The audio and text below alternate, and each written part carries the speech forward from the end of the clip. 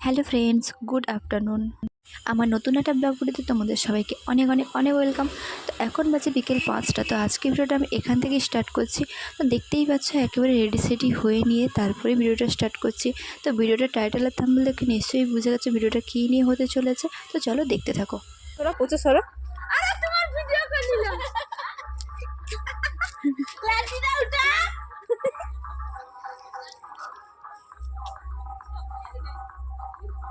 বাইরে বেরিয়েই দেখি কাকিমা রাস্তার ধারে বসে হাত নাড়িয়ে নাড়িয়ে তার মধ্যে হাতে একটা লাঠি নিয়ে লোকের সঙ্গে গল্প করছে।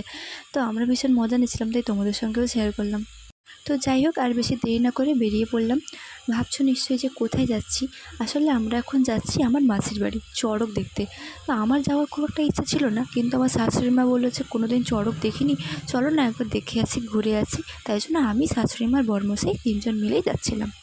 তারপরেও আমাদেরকে রাস্তার মাঝে দাঁড় করিয়ে চলে গেছে মিষ্টি কিনতে। ও এখন মিষ্টি কিনছে। দেখো, তোমরা সবাই জানো যে আমার ননদের এখন বেবি হয়েছে। তো ও এখন আমাদের বাড়িতেই আছে। তাও নিশ্চয়ই তোমরা ভাবছো যে ওকে একা ফেলে আমরা কী করে চলে যাচ্ছি চড়ক দেখতে। দেখো, আমার একজন ননদ মানে কাকুর মেয়ে, ও আছে ওর পাশে সারাক্ষণ। তাছাড়া ওরা এরকম খুব একটা অসুবিধা হয় না, ও যদি কোনো প্রয়োজন হয় ওকে দিয়ে দেবে। আর তাছাড়া আমরা চড়ক দেখে এক্ষুনি বাড়ি ফিরে যাব, তাই জন্য এসেছি। যাকগে, আমরা এবার পৌঁছেও গেছি। ওই যে আমার মাসি এখন চেয়ার টেয়ার বের করছে আমাদেরকে বসতে দেওয়ার জন্য। আমার শাশুড়ি মা প্রথমবার আমার মাসির বাড়িতে এলো। আমার মাসি,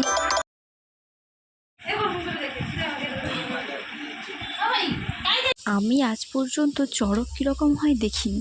বিয়ের আগে মাসির বাড়ি থেকে প্রত্যেক বছরই ডাকতো, কিন্তু এই সময় পরীক্ষা হতো, তাই কখনো চড়ক দেখতে আসতে পারিনি।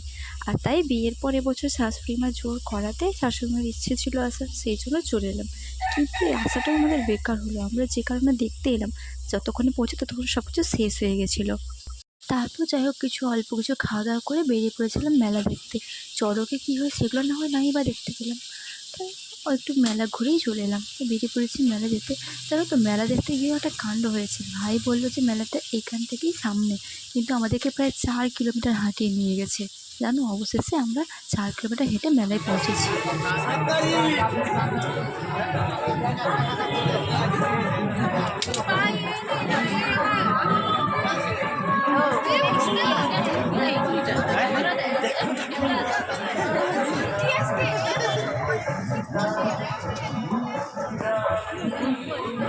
মেলায় বেলুন দেখে আমার মেয়ের সে কি কান্না, তাই ওকে আমরা একটা বেলুন কিনে দিয়েছিলাম। কিন্তু দোকানদার ওকে আরও একটা বেলুন এক্সট্রা দিল, বলে বাচ্চা মেয়ে এটা বেলুন নিয়ে যাও।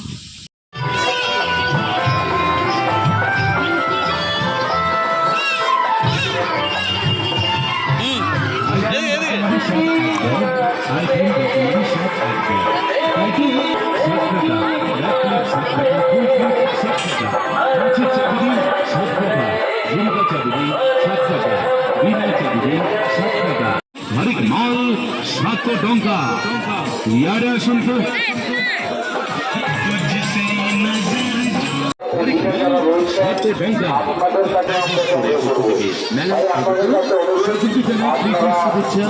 এত আশা করে সবাই মিলে এলাম চড়ক দেখবো বলে, কিন্তু আমাদের কপালটাই খারাপ।